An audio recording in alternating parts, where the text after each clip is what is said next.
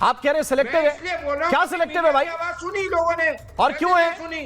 तो इसी तरीके से तो उठाएंगे। इसमें क्या फायदा है? इलॉजिकल बातें उठाएंगे ना। खनन करने वालों को खनन मिलेगा, जो आज दिल्ली सरकार को रॉयल्टी मिलेगी, सरकार को रॉयल्टी मिलेगी। हम रोते हैं, खनन किसको ठेके देने हैं उसकी व्यवस्था ये लोग देखेंगे। के लिए रोते हैं ना। और खनन का नुकसान होगा, अगर नुकसान होगा तो वहां के स्थानीय लोगों का होगा, हमको क्या मिलेगा?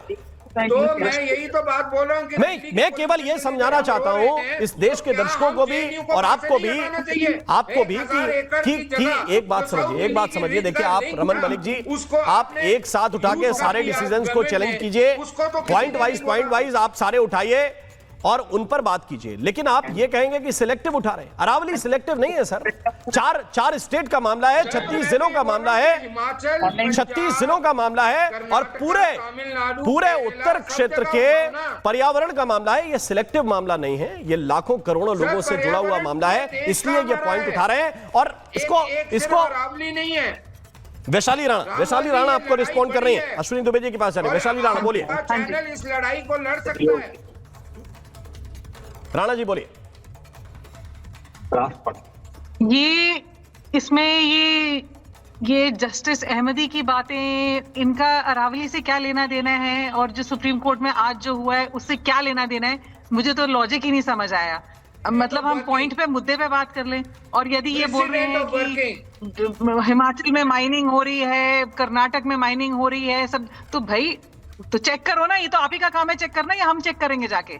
हम तो ऑलरेडी रिपोर्ट कर रहे हैं ये चीजें। The government is failing, we are citizen, हम सिटीजन होने के नाते तो हम ऑलरेडी ये चीजें रिपोर्ट कर रहे हैं। हिमाचल की और कहाँ जाएंगे हम और किसको बोलेंगे? स्टेट गवर्नमेंट सिर्फ हिमाचल की बात नहीं है, हिमाचल में माइनिंग हो रही है, मध्य प्रदेश में माइनिंग हो रही है।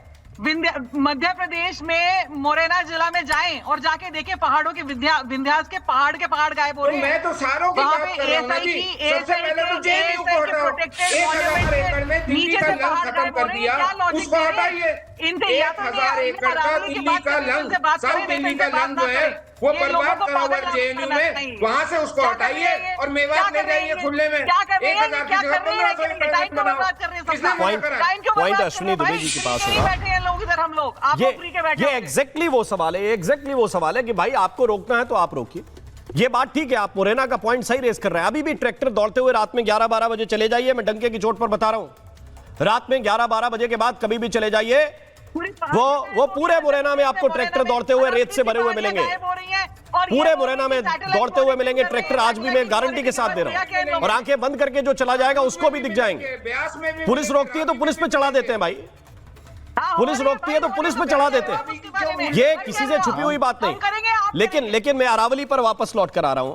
मैं अश्विनी दुबे जी आपको इन कराना चाहता हूं, जो आपके कंसर्न थे पिछली डिबेट में, आप मेरे साथ थे, क्या आपको लगता है कि इस जो सुप्रीम कोर्ट का रुख है उससे वो एड्रेस हो रहे हैं?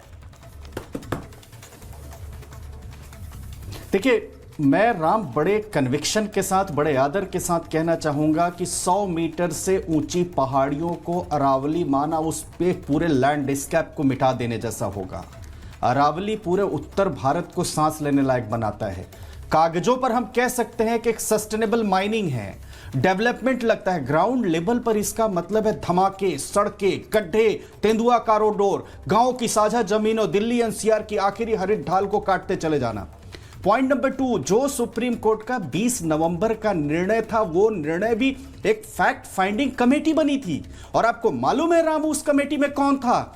उस कमेटी में एफएसआई, एनवायरमेंट मिनिस्ट्री, राज्य वन विभाग, भारतीय भूवैज्ञानिक सर्वेक्षण, सीईसी के प्रतिनिधि शामिल थे। तो क्या सेंट्रल गवर्नमेंट की ministry of environment and forest climate science जो वहां पर कमेटी बनाई, उस कमेटी की जिम्मेदारी नहीं बनती थी वो कहें भाई कि ये जो आप संकीर्ण परिभाषा, नई परिभाषा अरावली की दे रहे हैं, इससे पूरा अस्तित्व मिट जाएगा।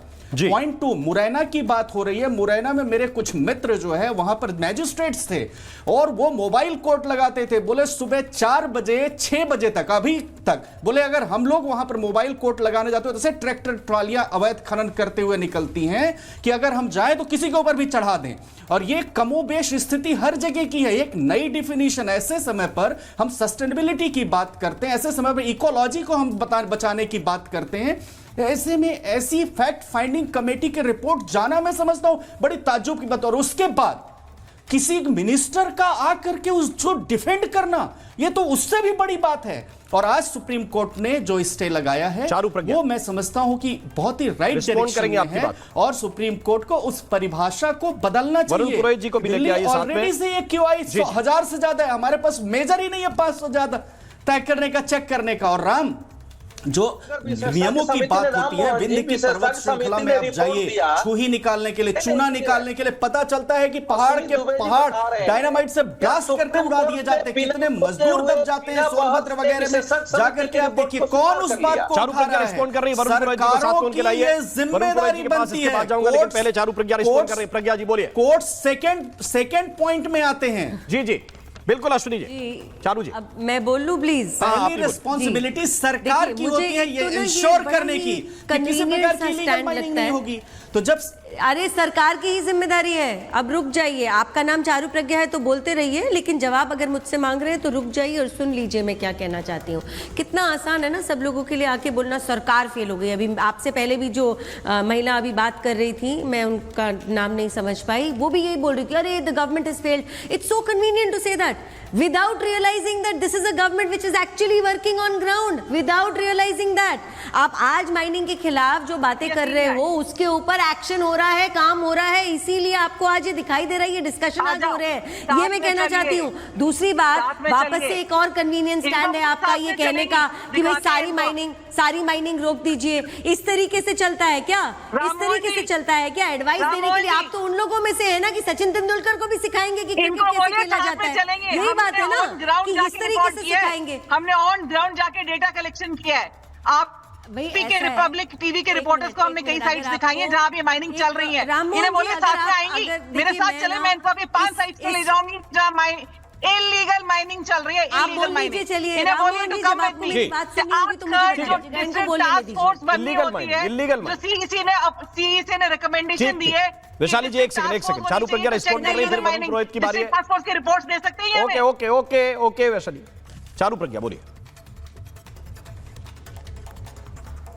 देखिए, जो भी रिपोर्ट मांगी जा रही है, पहली बात तो मैं आपको साफ बता दूं कि सुप्रीम कोर्ट भी रिपोर्ट्स पर, डेटा पर, फैक्ट्स पर चलते हैं, ठीक है ना। तो जो सरकार से डिटेल्स मांगी गई हैं वो जब कोर्ट के सामने होंगी, वो जनता के सामने होगी, जनता के सामने रख दी गई है। हमारे एनवायरमेंट मिनिस्टर ने एक बहुत ही डिटेल प्रेस कॉन्फ्रेंस के जरिए हम सबको ये बता दिया। पहली बात, जो सुप्रीम कोर्ट के निर्णय हैं उसके ऊपर काम करने की जिम्मेदारी हमारी सरकार की है।